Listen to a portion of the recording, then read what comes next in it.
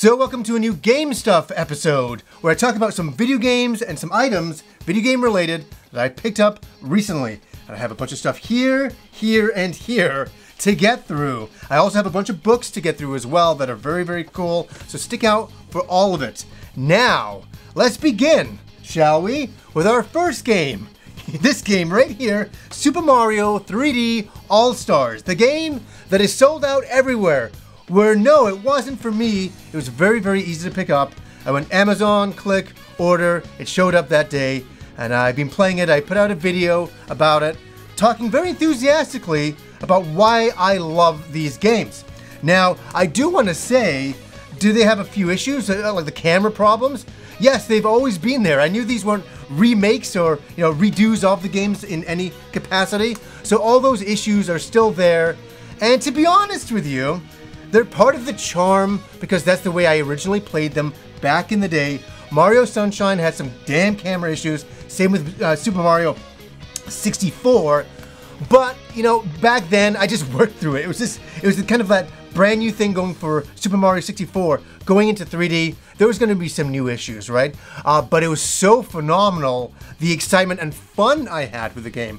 And then importing Super Mario Bros. Sunshine, what an incredible, fun game that was. And Super Mario Galaxy is unbelievable on this as well. I mean, seeing it in high definition, running around the planets, it's extraordinary. And sometimes I say this on the show, and of course this is like so silly to say, but it felt like this was for me. I have a very personal connection to these games. They really mean a lot to me. So I was very thrilled to get this. And to be honest with you, there's a small drought on video game releases because of things that are happening in the world, and I was very excited to get this, and it really made me happy. All right, so I was in Walmart one day, and I decided to go through their bin. Sometimes they have these bins, and you kind of look through them, and you're like, is there any deals? Is there anything exciting? I got 3 things that I was very, very happy about. Ghostbusters, the video game, remastered. This is one that I really want to pick up. Yes, it's $29. That's Canadian. And I was like, oh God, yeah, I really want to get this. And this is a really good jumping in price. And the one thing that I do want to say about, video game collecting or picking up video games and stuff like that is I have a show. So sometimes I will always, talk about a video game the day it's released. But I would say for most times, just wait. That's my advice, is always just to wait a little bit. If you like a game, you're like, oh, it's still a little expensive. Just wait, go to Walmart, go into their bin and pick up a game like Ghostbusters Remastered. This is awesome. I'm a huge fan of the Ghostbusters movie, and to play this and to see this is so great. I checked out all the movies and reviews, and I'm like, yeah, this is up my alley. This is really a game that is for me. Now, here's an interesting one. And we always do this on the show. Any game that I review that I like, I always pick up a physical copy of it. And this is kind of for Kim, because she reviewed the game. I reviewed it with her, but she played, oh my God, over nearly 100 hours into this game. It was ridiculous. She was so hardcore into it. And that's for Dragon Quest Builders 2. And we had a code to review it, and we loved it. And it was like only a matter of time before we picked up a, obviously a physical copy. Got it from Walmart. Thank you, Walmart, once again. $29. So yeah, really good steal on that one. Really great game. If you're kind of into like Minecraft and into Dragon Quest, the combination here is amazing. Kim would be singing the praises of this. I can almost hear her in the other room. This is a bit of a surprise. I always surprise people by sometimes, not picking up some games that everybody's like, I can't believe you didn't play it. And I didn't play it. I think I played the demo. I did play the demo, I believe. And that's for Sonic Mania. I was able to pick this up on PS4. I really want to get the Nintendo Switch version of it. And I told a funny story. I remember when the day this got released and there was that big special edition, this is so weird. I was up the street and there's this big hill. It's like a big San Francisco hill. And I'm standing there and all of a sudden this kid skateboards past me holding this big special edition super fast. He's just like whoosh fast. And I'm like, oh yeah, it's Sonic Mania Day. And it was so fitting and funny for the speed and kind of mimicking Sonic. I had a moment. I don't know, nobody else would have had a moment there. It was just for me, and I thought, that's funny. This game got super high praises, and yeah, it's kind of a return to form for Sonic, and yeah, I'm really actually happy to get a copy of this game. Another game. God, I keep saying I'm super happy for it, because I am. I am happy to get this as well. Streets of Rage 4 by Limited Run. Now, I know there's a lot of different versions of this, and there's a little bit of confusion, but I went onto Limited Run, and I was like, I saw this version, and it had the Genesis down there. It's the PS4 version for Streets of Rage 4, and I was just like, this is like, yeah, this is hitting all the nostalgic bits for me. If I reach around here, I pick up Streets of Rage 2. It's just kind of fun to see those games together like that. I'm a big Streets of Rage fan, and I gotta say, this is one of my games of the year. It really is. I think they did a really great job with the soundtrack. Would I have liked it all to be Yuzo Koshiro? Yes, but that's just me. But I think everybody else did really great music. I've said that before. I think they did a great stuff with the visuals, with the characters. I really had a lot of fun unlocking all of the stuff in this game. And for me, a game of the year. It can be, and it is, for sure. Next up. Oh, this was the soundtrack that came with it. And yes, I'll be cracking this open and having it in my truck. Now, it's really weird. This is not supposed to be here. I don't have any footage of it or anything like that. I'm just going to show this real quickly. I bought this about a year and a half ago, and it's been sitting here. It got into this pile somehow, but I'll talk about it. Dungeons & Dragons Warriors of the Eternal Sun. I picked this up because my friend Andrew was coming over, and we were going to talk about some games we liked and all that. And I always have good memories of Andrew playing this back in the Genesis days. And I have no memories of this. Only him playing it and really having a good time. I picked up the game used so I could hear his story about it and all that. And we were going to catch some footage, but we didn't. Hopefully in the future we can come back to that. All right, this is another funny one. I went into a video game store. It's called Press Start. It was just up the road from me, and I just kind of dropped by. I was coming back from someplace. I'm like, I'll go into a video game store. I haven't done that for a long time. And I went in and talked to the owner for a long time, and we really had a good time talking about like video games and all that kind of stuff, and how things are changing and all that with the way the world is, and also with digital copies and all that, and how sales were. Sales are still good. It was really good. But I was there and I was like, I want to buy something to support the store, and I did something so weird. And it's weird that I don't own them, because I'm just going to show them. Final Fantasy 13-2 and Final Fantasy, Lightning Returns. It was 13 as well. I've never had these in my collection because I played 13 and it really wasn't for me. And a lot of my friends really like the game, and I'm really jealous. I'm really jealous. I'm not one of those guys who's just like, oh, I didn't like it, screw this stuff. I'm jealous when I don't like a game and my friends do. I'm like, what are they enjoying that I'm not? And I've always felt that way. And then these releases came out and I just became unconnected to Final Fantasy 13, and I really became unconnected to these two games here. And I hear they're pretty good games. What do you guys think? Like, let me know down below. Are these good games? I've never played them, so I cannot say at all. But, I was looking at them and I was like, they gotta be part of the collection. I have every single Final Fantasy game. How could I not have these games at least? And I'm fascinated about them, that's for sure. And it's one of those strange things where you sometimes become disconnected to a franchise because you play a couple of games that you're like, I can't relate to these. They're not really for me. And maybe you missed out on something. Maybe I missed out on these two games. I'll never know. Okay, some really cool stuff here. Look at this one here.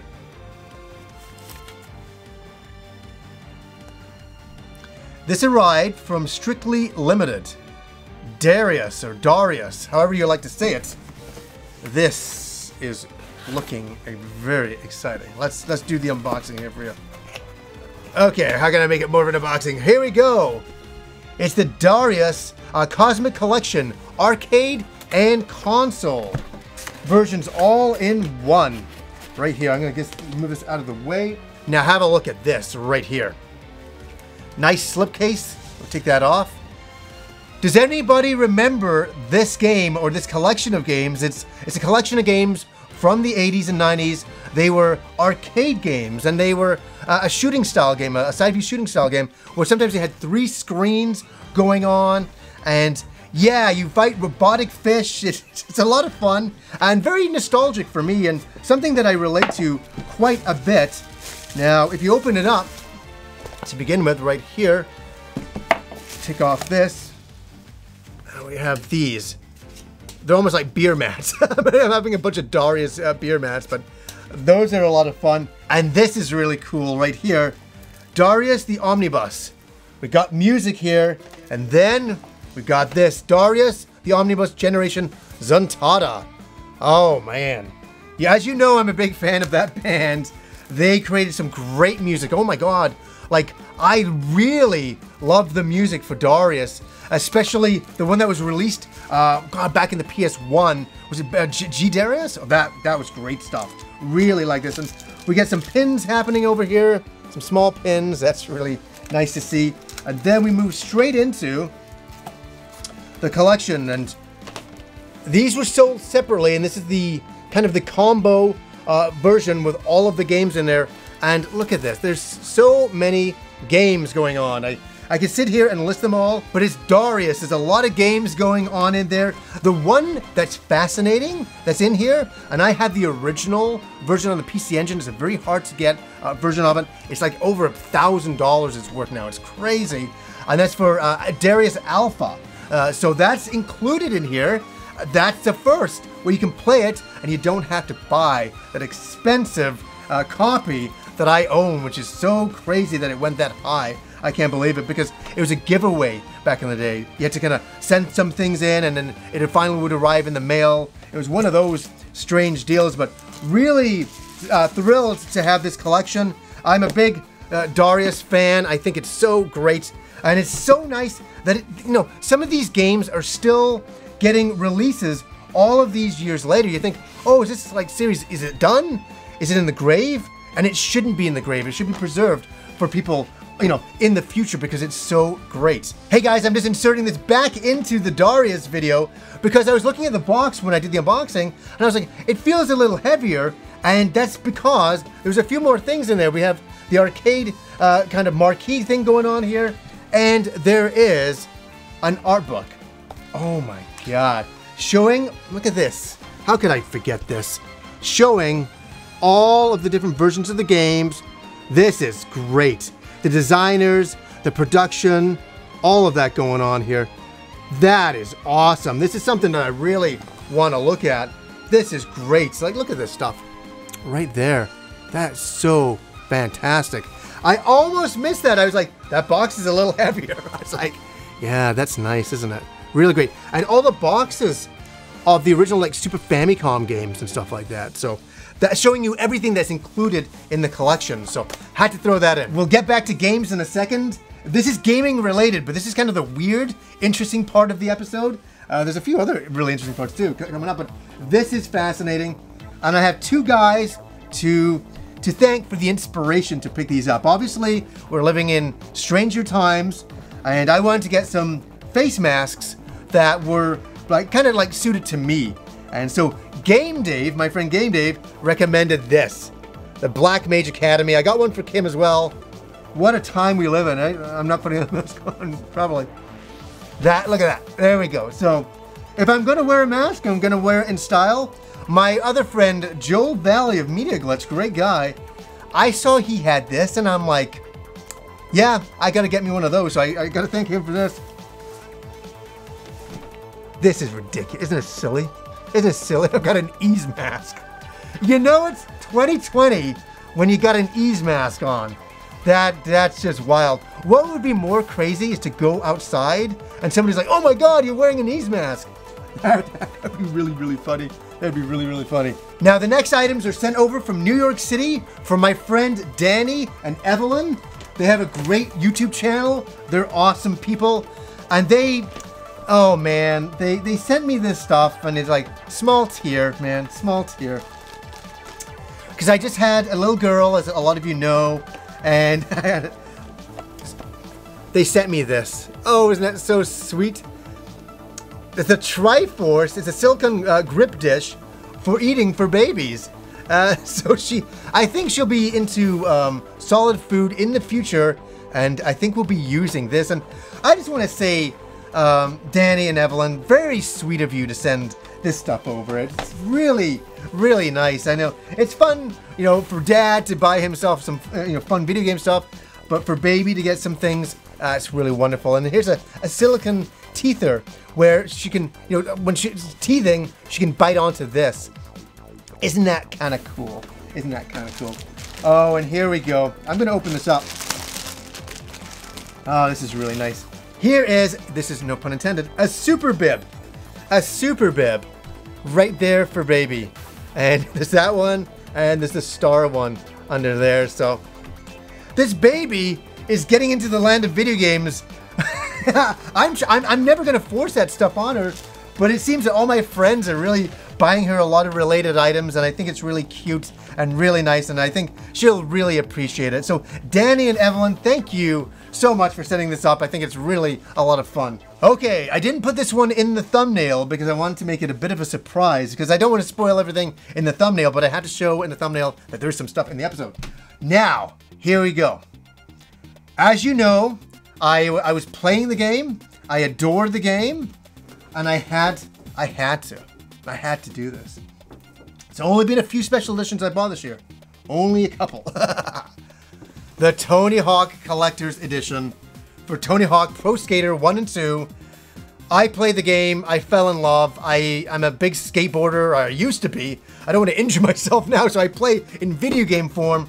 But when I saw that it came with a Tony Hawk deck involved, I was like, that is absolutely awesome.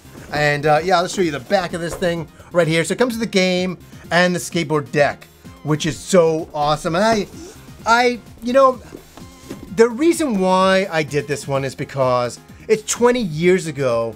I was in my parents' basement playing Tony Hawk Pro Skater, and it was just like, this game is the perfect skateboarding game. And I fell in love with it then. And then over the years, I lost my PlayStation 1 copy. I believe it was stolen. And I was always gutted about that because I wanted to play it over the years. And then when this version of the game came out, I was like, yeah, I'm sold. I started to play it, and it just brought all that kind of emotion back from 20 years ago. And I saw this, and I'm like, this means something to me. Every time I look at this, this will mean something to me. This is like my ultimate skateboarding kind of collection. I don't ever need another skateboarding game ever again. This is it for me. It's the best skateboarding game. I love it. Yes, the episode continues. And this was sent over by Square Enix.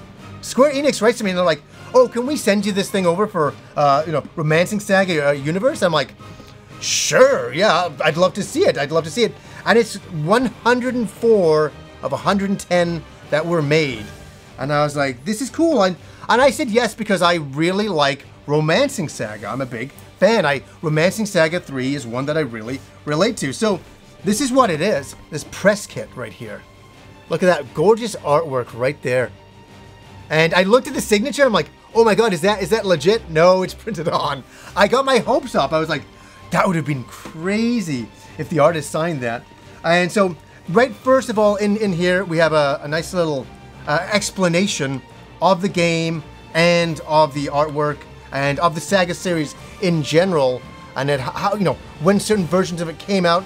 Because I think in this country, not a lot of people know about Romancing Saga.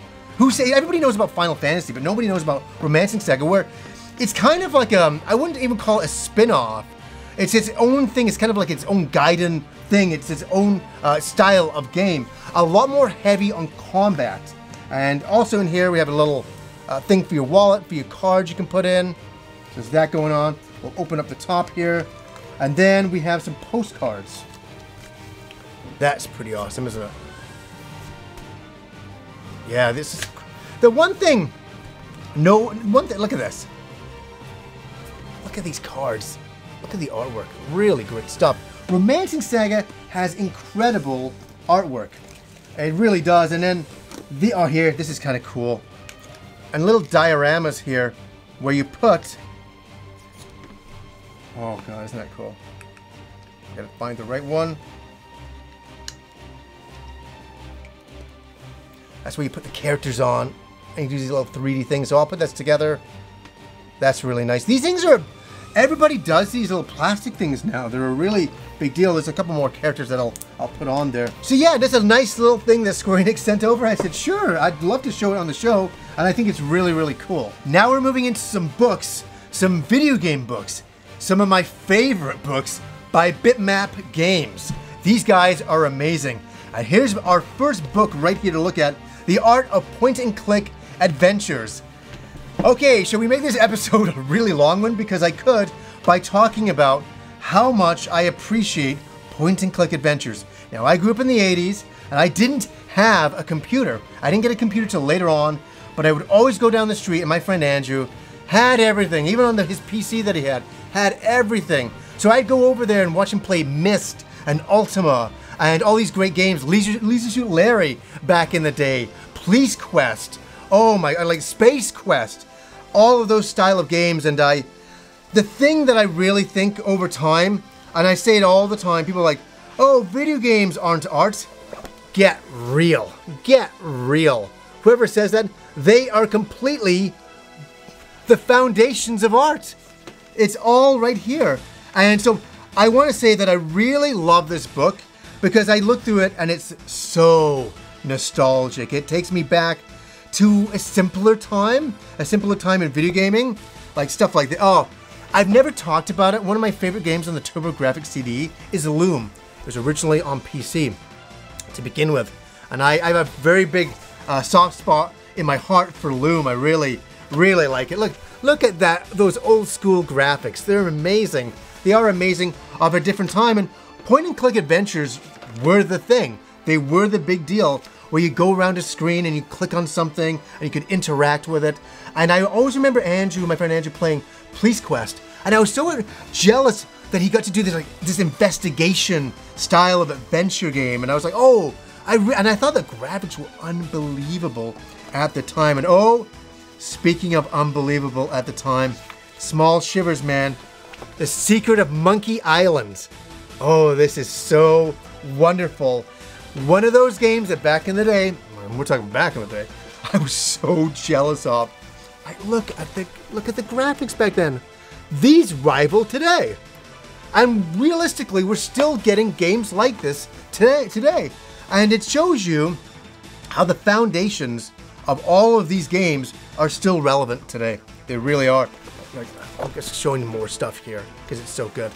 So yeah, this book is a treasure trove of these ye old days gone by.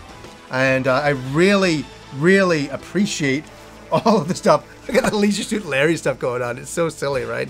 Leisure Suit Larry was so great back in the day. I remember playing it in Andrew's basement going, oh my God, this game is so risque.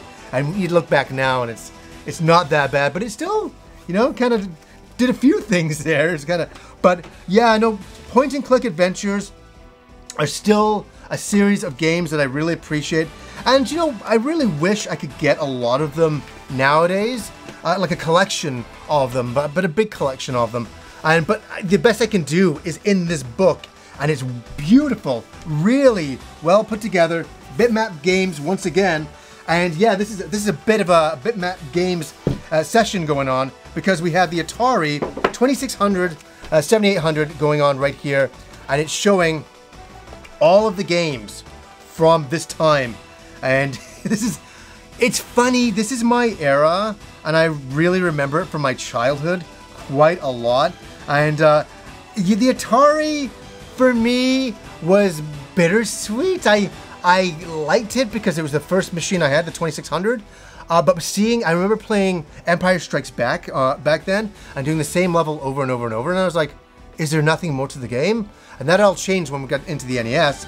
But the thing is the nostalgia is there for graphics that look like this back then. And here's another one.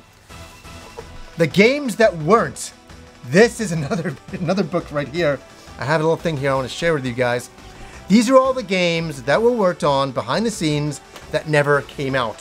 From developers going bust, to the games being too risque, to losing funding, all of that kinds of stuff. Or, you know, feuds between the developers and all that. And I was reading through this, and I found one of my favorites.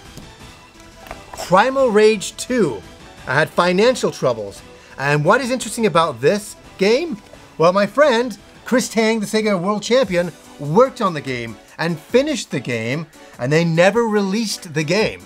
And I've talked to him many times, and he's so frustrated that this game never came out. And he was always like, oh my God, it was so great. We worked so hard on it, and it never saw the light of day. It is in some arcades now, like you released certain versions of it. But a really interesting read to find out about all the games that never came out that should have come out, but also in a way, they become legendary because they never made it out. Now we end the episode with some Dungeons and Dragons. And I love me some Dungeons and Dragons, that is for sure. And this is Icewinddale, Rime of the Frost Maiden. Right here, the brand new book, adventure, from for levels like 1 to 11 going on. This is amazing. The winter that does not stop, a terrifying winter for sure, with what I think is one of the best 5th edition covers to date. I do, and I brought out some of my favorites. I love the Sword Coast Adventures Guide. I love that as a cover. I think that's really great. Tales from the Yawning Portal is another favorite of mine. It really kind of captures that Dungeons and Dragons feeling for me. And the active game that I'm still playing, I'm still creating adventures for, Ghosts of Saltmarsh. I really soft spot for that adventure for sure. But this is the new big game. Here is the alternative cover for it as well that you can get at hobby stores. And yeah, they sent some pretty cool things over. So the first thing was this bag of dice. I'm a bit of a dice guy, man. I have so many dice. And yeah, oh, really nice. So this little bag of dice came with it. And also, if you want to be fitting as well, the Icewinddale Rime of the Frost Maiden official dice set right here. And this is a beautiful set going on. Really, really nice. And something else is included in here that is very interesting. And I'm going to show it right here. It's very see-through, so I don't know how well you'll be able to see it. But here it is, the Icewinddale map of the entire region. It's very see-through, so maybe I'll just wear it right here. This is great. This is great because I love cloth maps, and you don't see a lot of them anymore. So to see this included was pretty awesome. So I want to thank Wizards of the Coast for sending this stuff over. And I really got to say that I've read through this, and it is haunting, man. A haunting winter that never ends. You're surviving the elements and the creatures. And yeah, it's basically mankind is on the brink, just trying to live in this environment, fighting off all of the elements. And that's what this realistically is all about. And a lot of really cool gods and creatures in here. And yeah, some great maps going on as well. So big thanks to Wizards of the Coast. I think this is great. Oh, look at that. Shows some nice artwork here. Isn't that nice? Isn't that great? For sure. So another successful release of some more 5th edition books. I'm always excited and happy to show those on the show. That is for sure. So guys, we got through it. That was a big episode to get through. I had a lot of fun. So anyways, guys, until next time.